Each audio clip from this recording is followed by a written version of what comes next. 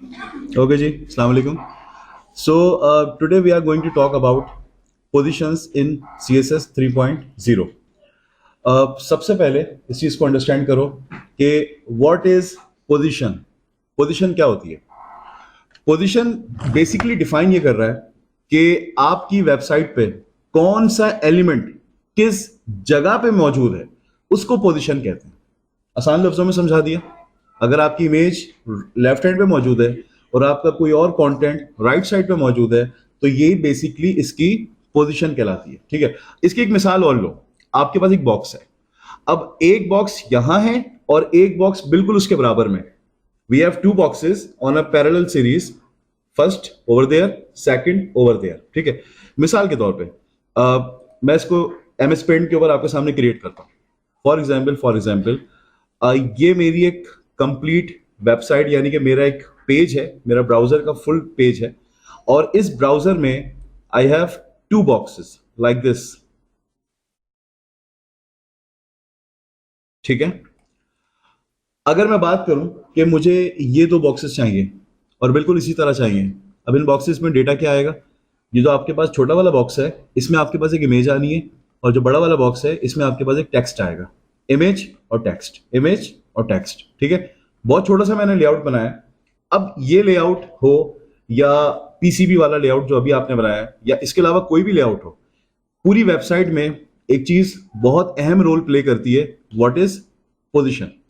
ये पोजीशन आपको इस्तेमाल करनी आनी चाहिए। हमारे पास पोजीशंस की बेसिकली 4 किस्में होती हैं CSS2 में, but in CSS3 we have 5 positions. Number 1 static, number 2 relative, number 3 absolute, number 4 ये एक न्यू पोजीशन इंट्रोड्यूस हुई है CSS3 में जिसका नाम है sticky.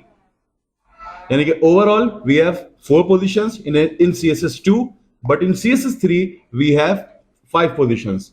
The first one static, relative, absolute, sticky. STICKY, sticky. अगर मैं तुमसे कह रहा हूं कि भाई मुझे ये वाला लेआउट बना के दो, same to same, with image, with data, सब चीजें इसमें ऐड करो, तुम्हें पहली चीज ध्यान में रखनी है कि यार मुझे पहले पोजीशंस का कॉन्सेप्ट क्लियर होना चाहिए। तो अब मैं जो तुम्हें सिखाने जा रहा हूं, पोजीशंस पढ़ाऊंगा, उसके बाद तुम्हें ये लेआउट बनाना है अपनी पोजीशन को इस्तेमाल करते हुए। ठीक है, सबसे पहले हम अपनी जो क्लास का फोल्डर है हम उसमें चलते हैं और यहां पर इसको ऑन करते हैं ओपन विद कोड के अंदर। ठीक है, ओके जी, तो फाइल क्रिएट करो।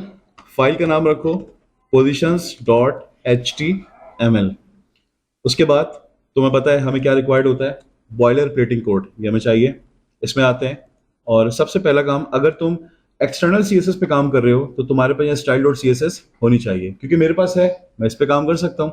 मैं यहाँ पर आऊंगा और इसमें ये देख लो, एक चीज ध्यान में रखना कि कभी भी दो नाम से आप क्लास नहीं बना सकते, कभी भी दो नाम से आप आईडी नहीं बना सकते। ठीक है, कभी भी यूनिक नेम्स, हमेशा यूनिक नेम्स कॉल करना, कभी भी वो आइडेंटिकल नहीं होने चाहिए, वरना आपकी CSS खराब हो जाएगी। ठीक है, हम एक काम करेंगे, यहाँ पे हम देखते हैं कि हमारे पास बॉक्स के नाम से तो CSS नहीं है, तो बिल्कुल सामने ही रखी हुई है बॉक्स के नाम से। तो कभी कभार ये होता है कि चीजें मिक्स हो जाती हैं, क्योंकि अक्सर वर्ड कॉमन है हमारे, बॉक्स, बॉक्स 1, बॉक्स 2, तो वो मिक्स हो जाता है। मैं फिर भी इस चीज से थोड़ा इस वक्त डर रहा हूं कि मेरा कोई CSS का नाम कोलैप्स होगा, तो मैं पोजीशंस की फाइल के अंदर ही मैं CSS पे काम शुरू कर देता हूं। ठीक है, अच्छा, जो CSS हम HTML के अंदर ही लिखते हैं, मतलब फाइल के अंदर ही कॉल करते हैं, कौन सी CSS कहलाती है मेरे पास? Embed CSS। ठीक है, इधर आए और यहां पे अब तुमने पहला काम क्या करना है, वेरी फर्स्ट तुम एक क्लास बनाओ बॉक्स के नाम से। ठीक है, create a class named as box. उसके बाद तुम्हें पता है कि सबसे पहले हम एक विड्थ लगाते हैं। विड्थ को हमने रखा 900 पिक्सल। उसके बाद हाइट हमने पास करी जो कि अप्रोक्सीमेटली 600 पिक्सल पे लेके गए। उसके बाद हमने बॉर्डर इंप्लीमेंट किया। अच्छा, बॉर्डर की मैंने टाइप्स आपको बताए थे, याद है? कितने किस्म के बॉर्डर्स होते हैं? कितने किस्म के होते हैं? कौन कौन से? नाम तो बिल्कुल फिंगर टिप्स पे याद रखने चाहिए। Solid, double, dotted, dash, groove, inset, outset, ridged. 8 किस्म के बॉर्डर्स होते हैं मेरे पास। ठीक है, हमने यहाँ पे लिखा बॉर्डर 1 पिक्सल, कलर हमने रेड लिखा, और उसकी जो टाइप है, हम हमेशा सॉलिड को, ज्यादातर कोशिश करते हैं कि सॉलिड को कंसिडर करें। इसको मैंने सेव किया और उसके बाद अच्छा, ये जो बॉर्डर की प्रॉपर्टी लिखी है, ये जो बॉर्डर की प्रॉपर्टी लिखी है, ये कौन सी प्रॉपर्टी कहलाती है? Short hand, very good. उसके बाद आगे चलते हैं। इस बॉक्स को कॉल करवाऊंगा अपनी बॉडी के टैग में, और यहां पे हम क्या लिखेंगे? div class equals to box. ठीक है, अब साथ साथ इसको चेक भी करते रहो ताकि हमें कोई ट्रबल ना हो। देखो बॉक्स आ रहा है। सपोज करो अगर मुझे मेरा बॉक्स पेज के सेंटर पे चाहिए तो मैं क्या करूंगा? I want to place my box into the centre, so what should I do? मुझे क्या करना? Come on. नहीं, अलाइन सेंटर हमेशा टेक्स्ट के लिए यूज होता है। I actually already told you about this, remember है बेटा? नो, नॉट फ्लोट जी, क्या था? याद करो, सेंट्रलाइज करना है। जो जूम आउट करेंगे तो पेज के बिल्कुल बीच में जाएगा, याद है? बताई थी ना? We have a property named as margin, zero, auto, याद आया? तो यानी कि अगर कभी भी किसी भी बॉक्स को सेंट्रलाइजेशन पे लेके जाना है तो सिंपल आपने क्या करना है, आप यहां पर आके क्या लिखेंगे? मार्जिन जीरो, उसके बाद ऑटो। ठीक है, सेमीकोलन लगाया, रिफ्रेश किया, सो आप देख सकते हो आपका बॉक्स पेज के सेंटर में आ गया। ठीक है, अच्छा अब दूसरा काम क्या करना है? अच्छा बेसिकली आप मुझे बता सकते हो ये जीरो ऑटो का मतलब क्या है? Zero auto, what does it mean? Basically margin हमेशा डिक्लेयर होता है like this, we have 4 zeros in margin, we have 4 zeros in margin. The first one zero nominates on the top side. Actually एक घड़ी clockwise घूमती है ना, top, right, bottom, left. First zero top की position को nominate करता है, second zero right side, third zero bottom, fourth zero left side. ये रोटेशन है इसकी, एंटी क्लॉक नहीं है, लाइक दिस, क्लॉकवाइज। ठीक है, अगर मैंने अगर मैंने ये लिखा हुआ है जीरो, इट मींस टॉप वाला, यानी कि टॉप से जीरो करो उसको। उसके बाद मैंने क्या कहा? एक मिनट, हमने कहा ऑटो। ऑटो मींस राइट, मतलब लेफ्ट, राइट और बॉटम, इसका ऑटो ले आओ। ऑटो वो ऑटोमेटिकली वो सेंट्रलाइज करता है। ऑटो का मतलब ये होता है, सही है? सेमीकोलन लगाया, सेंटर में मेरा डेटा मौजूद है। आगे चलते हैं, अगली सीएसएस ये होनी है। अब देखो, अब मैं एक नए तरीके से कॉल कर रहा हूं। मैंने अब लिखा डॉट बॉक्स और स्पेस देके लिखा पी। एक्चुअली ये मैं पूरी क्लास पढ़ाऊंगा इसके ऊपर।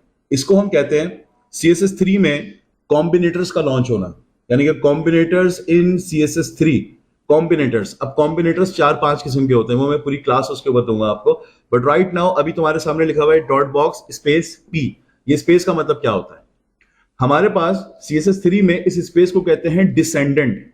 इसका नाम है डिसेंडेंट, यानी कि बॉक्स स्पेस पी। इसका मतलब यह है कि जो बॉक्स का डिव है, उस डिव में जितने भी पी आएंगे उन पी पर वो प्रॉपर्टी अप्लाई होगी जो अब हम यहां पे मेंशन करेंगे। मेरी बात समझ में आ रही है? यानी कि बॉक्स क्या है? बॉक्स क्या है? इस वक्त एक क्लास है जो कि एक डिव में कॉल करवाई हुई है, ऐसी है।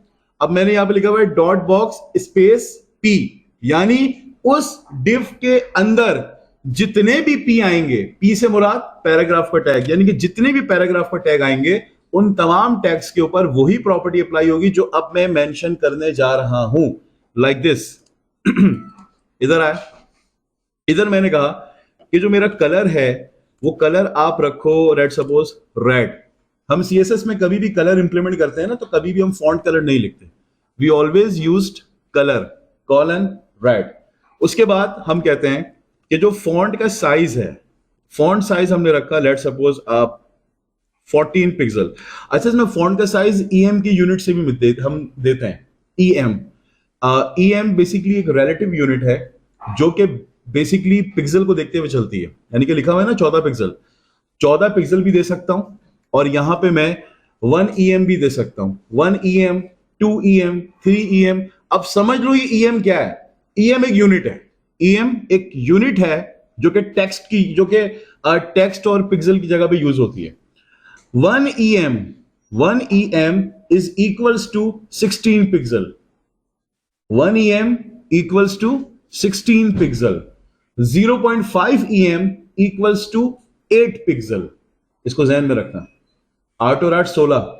जब 1 em 16 पिक्सल के इक्वल है तो 0.5 em कितने पिक्सल का होगा? 16 को आधा कर दो तो इट इज अराउंड 8 पिक्सल। यानी कि मुझे यहां पे रखना है लेट्स सपोज 16 पिक्सल। अब 16 पिक्सल की जगह मैं 1 em भी लिख सकता हूं, यानी कि 1 em इक्वल्स टू 16 पिक्सल। ठीक है, लेकिन फिलहाल मैं 1 em मुझे नहीं चाहिए, तो मैंने यहां पे 12 या 14 पिक्सल के दरमियान अपना टेक्स्ट को लेके चलना है मुझे। जी ज्वाइन करो अभी फिलहाल किसी के साथ।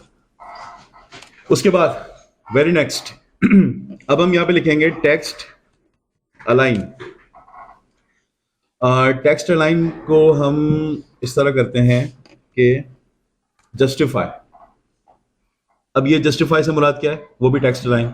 आपको पता है कि हमारे पास अलाइनमेंट्स कितनी होती हैं? लेफ्ट, राइट और सेंटर, 3 होती हैं। लेकिन एक होती है जस्टिफाई। इवन कि आपने एमएस वर्ड में भी पढ़ा हुआ है। जस्टिफाई क्या करता है?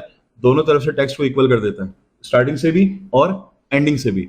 हमने अब ये जो 3 प्रॉपर्टीज मैंने इंप्लीमेंट की हैं, ये तीनों प्रॉपर्टीज कहां पे अप्लाई होंगी? ये तीनों प्रॉपर्टीज कौन से पैराग्राफ पे अप्लाई होंगी? बताओ। जो पैराग्राफ बॉक्स के अंदर दिया जाएगा उस पैराग्राफ पे इंप्लीमेंट होगी। ठीक है, हम इधर आते हैं। अब यहां पे आपको पता है ना, मैंने आपको पिछली क्लास में एक चीज बताई थी, कमेंट लगाना है।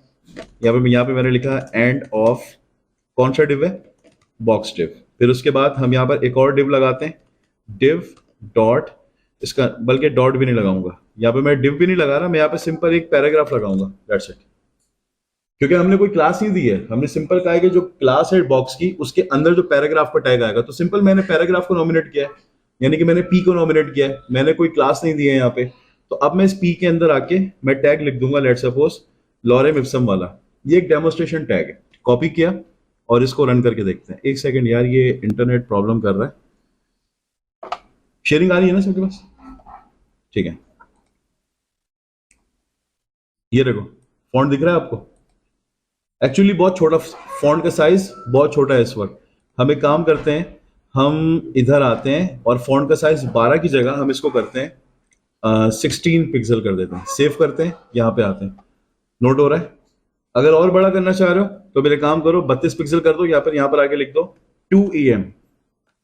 उसके बाद यहाँ पर आते हैं तो ये देखो, यानी कि 1 em 16 तो 2 em 32, तो 32 पिक्सल का आपका टेक्स्ट आ गया। लेकिन एक चीज नोट कर रहे हो, तुम्हारा जो टेक्स्ट है बॉक्स के किनारों में बिल्कुल फिट हुआ हुआ है, जरा सा भी स्पेस नहीं आपको प्रोवाइड कर रहा। इस पर्पस के लिए हम यूज करते हैं पैडिंग, PADDING। सिंपल क्या करोगे, कहां पे पैडिंग अप्लाई करोगे? पी वाली क्लास के अंदर, यानी कि पी की प्रॉपर्टी के अंदर। यहां पर आए, तुमने इधर आके लिखा पैडिंग, और पैडिंग में कुछ ना करो, सिंपल लिख दो 10 पिक्सल। 10 पिक्सल का मतलब यह है कि अगर आप पैडिंग में सिर्फ 10, 20, 30 पिक्सल यानी कि 1 यूनिट दे रहे हो ना, तो ये 1 यूनिट चारों तरफ से लेगा। यानी कि अगर आपने दिया 10 पिक्सल तो 10 पिक्सल टॉप से भी लेगा, राइट से भी लेगा, लेफ्ट से भी लेगा, बॉटम से भी लेगा। सेव करो और यहां पर आके चेक करो, तो तुम अब गौर से देखो, तुम्हारे किनारों ने जगह छोड़ दी, इतनी सी यहां पे छोड़ दी, इतनी सी जगह यहां पे छोड़ दी इसने। ठीक है, अगर थोड़ा सा स्पेस और देना है 20 पिक्सल करो, तो देखो स्पेस और आ गया, यहां से भी आ गया और यहां से भी आ गया। ठीक है, यहां तक क्लियर? कोई सवाल पूछना है? चलें आगे, चलो मूव करते हैं। अब देखो पोजीशंस की जहां तक बात है ना, अब हम उस पर डिस्कस करेंगे। सबसे पहले देखो, मैं यहां पर आता हूं, मैंने इस पी से ऊपर आया और पी से ऊपर आने के बाद मैंने एक टैग लगाया H1 का, मेरी बात समझना। और H1 में हमने हेडिंग लगाई let suppose app tag. Save करते हैं इसको और यहां पे इसको रन करके देखते हैं, आगे ऐप टैग लिखा हुआ। अब तुम मुझे एक बात बताओ, ये जो ऐप टैग यहां पे लिखा हुआ आ रहा है, क्या ऐप टैग की मैंने कोई पोजीशन डिक्लेयर करी है कि तुमने कहां पे आना है? हमने नहीं बताया ना, इसको खुद ही आया ना यहाँ पे। यानी कि जो टेक्स्ट बाय डिफॉल्ट जिस जगह पे खुद ही आता है, वो खुद एक पोजीशन होती है जिसका नाम है स्टैटिक पोजीशन। यानी कि पोजीशन में ये एक ऐसी पोजीशन है जो ऑटोमेटिकली बाय डिफॉल्ट जगह को डिक्लेयर करती है कि इसने कहां जाना है।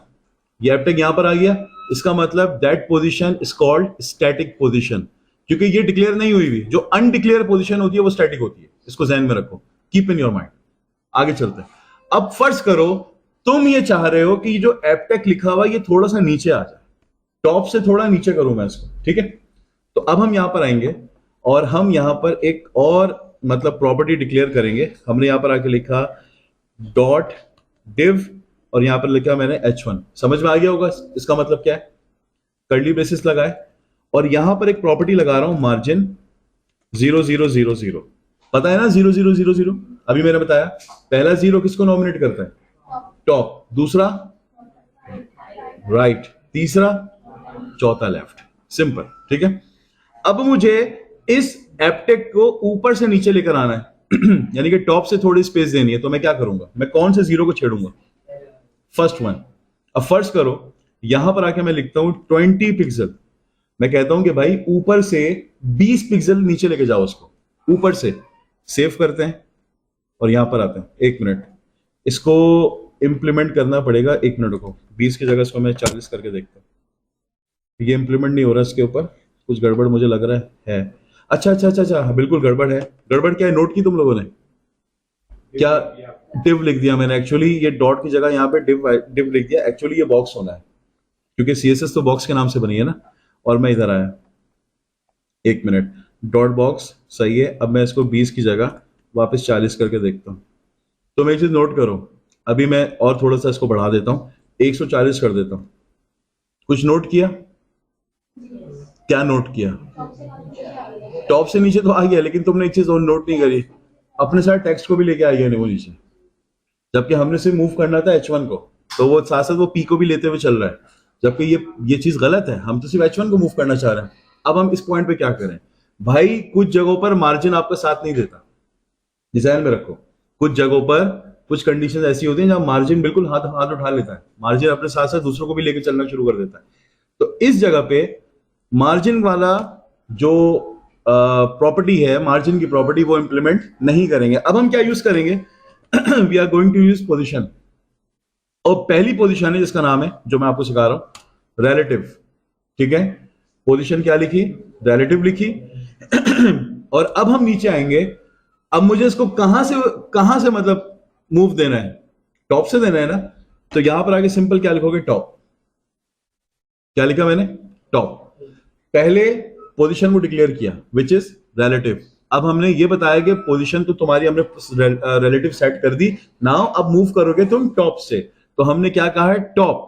टॉप लिखने के बाद मैंने लिखा, बल्कि अब मैं वही यूनिट दे रहा हूं 140 पिक्सल।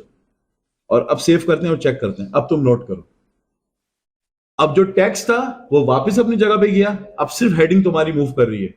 यानी कि अभी मैं इसको और थोड़ा बढ़ा दूं, अगर 170 भी कर दूं, तो तुम नोट करो, सिर्फ एपटेक मूव कर रहा है, बाकी जो कंटेंट है वो मूव नहीं कर रहा। यानी कि अब ये जो यूनिट है ना, रिलेटिव, रिलेटिव मींस इंडिपेंडेंट। वो इंडिपेंडेंट मूव होगा। अब वो अपने साथ किसी को मूव नहीं करेगा, वो किसी को अपने साथ शामिल नहीं करेगा, वो इंडिपेंडेंटली मूव करेगा। यानी कि अगर तुमने सिर्फ किसी पर्टिकुलर एलिमेंट को मूव करना है किसी भी पॉइंट के ऊपर, तो क्या यूज करोगे, पोजीशन रिलेटिव। अगर टॉप से मूव करना है टॉप लिखोगे, बॉटम से मूव करना है बॉटम लिखोगे, राइट से मूव करना है राइट लिखोगे। अब जैसे ये बिल्कुल कहां, ये कौन सी साइड पे चिपका हुआ है, तुम देखो, लेफ्ट पे चिपका हुआ है ना। मैं लेफ्ट से चाह रहा हूं थोड़ा आगे बढ़ो, तो सिंपल मैं यहां पर आके, मैं यहां पे क्या लिखूंगा, मैंने सिंपल इधर आके मेंशन करना है पहले लेफ्ट की प्रॉपर्टी, और लेफ्ट के बाद मैंने यहां पे लिखा 50 पिक्सल। सेव किया तो ये देखो, लेफ्ट से 50 पिक्सल का स्पेस दे दिया इसने मुझे। ये तुम्हारे ऊपर है, टॉप, बॉटम, लेफ्ट और राइट, ये तुमने मेंशन करना होता है कब, जब तुम पोजीशन का इस्तेमाल करते हो। और एक और चीज बता दूं, जब तुम कभी पोजीशन को यूज करो तो मार्जिन उसमें यूज नहीं कर सकते, उसूली तौर पे ये मना है। ऐसा नहीं है कि बिल्कुल रिस्ट्रिक्ट है, नहीं, मना है। तुम ख्याल रखो कि कभी भी अगर पोजीशंस का इस्तेमाल करो, मार्जिन्स को यूज मत करो, मार्जिन्स को बिल्कुल यूज मत करो, ठीक है। ये बताओ मुझे, रिलेटिव समझ में आ गया। रिलेटिव ऐसी यूनिट होती है जो डिक्लेयर तो करनी पड़ती है, लेकिन वो उसके बाद वो इंडिपेंडेंट हो जाती है, वो किसी पर डिपेंड नहीं करती, खुद ब खुद अपने हिसाब से मूव करती है। वापस इसको सेट करते हैं इसकी पोजीशन के ऊपर, कमेंट वमेंट लगा देते हैं और इसको वापस जीरो पे ले आते हैं जो उसकी एक्चुअल पोजीशन थी, ठीक है। आई होप यहां तक मसला समझ में आ गया होगा। अब हमें एक पिक्चर भी चाहिए, क्योंकि अब मैं आपको पोजीशन एब्सोल्यूट समझाने जा रहा हूं और मेरे पास पिक्चर रखी हुई है। मैं यहां पर आता हूं एपटेक से नीचे आता हूं और यहां पर एक इमेज लगाता हूं, IMG equals to assets slash images slash, और इसका नाम हम यहाँ से पीसीबी वाला लोगो उठा लेते हैं और इसकी विड्थ को रखते हैं फॉर एग्जांपल 100, और जो इसकी हाइट है, हाइट भी मेंशन कर देते हैं इसकी 100। सेव करते हैं, पिक्चर आ गई, यहाँ पे पिक्चर आ गई भाई, ठीक है। अच्छा भाई, अब एक चीज देखो, मैं इधर आता हूं और मैं यहाँ पर एक और जो है डिक्लेयर करता हूँ CSS की प्रॉपर्टी। मैंने यहाँ पे लिखा IMG, समझ में आ गया ना ये वाला डॉट बॉक्स IMG। फिर उसके बाद हम यहाँ पे आते हैं और यहाँ पर हम इसकी पोजीशन को डिक्लेयर करते हैं एब्सोल्यूट। एब्सोल्यूट के बाद हम यहाँ से इसको कहते हैं टॉप से 0 हो जाओ, और उसके बाद जो तुम्हारा लेफ्ट है, लेफ्ट से भी 0 हो जाओ। समझ में आई कहानी क्या हुई है भाई? एब्सोल्यूट हो, टॉप से भी 0 जाओ और लेफ्ट से भी 0 जाओ, ठीक है। सेव करो और यहां पर आओ, इसको देखो, तुम्हारी इमेज कहां गई? तुम्हारी इमेज कहां गई? बॉक्स से बाहर आ गई, जबकि हमने बोला भाई टॉप का 0 पकड़ो और लेफ्ट का 0 पकड़ो। मसला कहां हुआ? मसला यह हुआ कि जो एब्सोल्यूट होता है, एब्सोल्यूट डिपेंडेंट होता है अपने रिलेटिव का। जिस तरह एक रिलेटिव यूनिट है ना, रिलेटिव यूनिट इंडिपेंडेंट है, खुद मुख्तार है, उसको किसी की जरूरत नहीं है, वो खुद ही मूव करेगी, जहां वो है ऑटोमेटिकली मूव करना शुरू करेगी। बट जो एब्सोल्यूट होता है वो कभी भी इंडिपेंडेंट नहीं रहता, absolute always be dependent on it's relative. यानी कि मैं तुम्हें समझाता हूं, मैंने इसको बोला टॉप 0 लेफ्ट 0, मेरी बात ये समझ गया, लेकिन ये नहीं समझा कि मैंने किसके टॉप 0 पे जाना है, किसके बॉटम किसके लेफ्ट 0 पे जाना है। यानी कि ये ढूंढ रहा था अपना रिलेटिव कि मुझे कहां 0 पे जाना है, इसको नहीं मिली जगह। जब इसको जगह नहीं मिली, इसने ब्राउजर को अपना रिलेटिव समझ लिया कि ब्राउजर मेरा रिलेटिव हो गया, तो ये ब्राउजर के टॉप 0 पे चला गया और ब्राउजर के लेफ्ट 0 पे चला गया। देखो ना, डब्बे से बाहर चला गया, जबकि मुझे इसको डब्बे के अंदर रखना था। तो अब मैं क्या करूंगा, यानी कि इस पॉइंट पर अब मैं क्या करूंगा, मुझे इसको वापस अपने धारे में लाना है। तो अब लाने के लिए मुझे सिंपल सा काम ये करना है कि जो ऊपर मैंने बॉक्स बनाया ना, ये वाला जो मैंने बॉक्स बनाया, इस बॉक्स की जो पोजीशन है वो मुझे क्या रखनी है। अब इसको ये पता चलेगा कि मेरा रिलेटिव तो ये बॉक्स है, यानी कि मुझे इसके टॉप 0 और इसके लेफ्ट 0 पे जाना है। कहानी समझ में आ रही है? अब इसको जैसे ही सेव करूंगा और इसको चलाऊंगा तो अब तुम ये देखो, कहां पर आ गया पीसीबी आपका? एपटेक के ऊपर आ गया, यानी कि बॉक्स के अंदर आ गया, क्योंकि अब इसको उसका रिलेटिव मिल गया, पहले नहीं मिला था। पहले तो इसने ब्राउजर को अपना रिलेटिव समझ लिया था कि ब्राउजर मेरा रिलेटिव है। अब हमने बताया कि ब्राउजर नहीं है, रिलेटिव कौन है? ये बॉक्स का डिव, ये तुम्हारा रिलेटिव है, तो ये इसके टॉप 0 इसके लेफ्ट 0 पे आ गया। कोई सवाल यहां तक? कोई क्यूरी है तो प्लीज पूछो।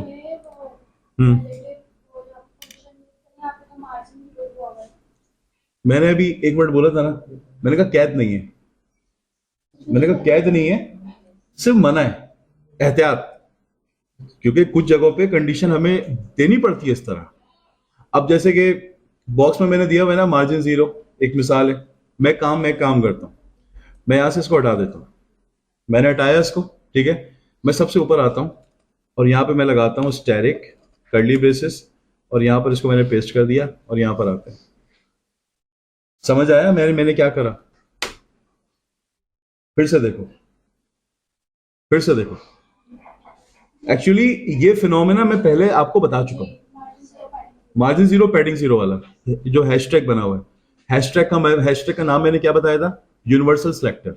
ये एक यूनिवर्सल सिलेक्टर है, मतलब ये है कि पूरी वेबसाइट में जहां जहां एक्स्ट्रा स्पेसेस आ रहे हैं, हम इसको ऑटोमेटिकली यहां पे डिक्लेयर करेंगे तुम 0 हो जाओ।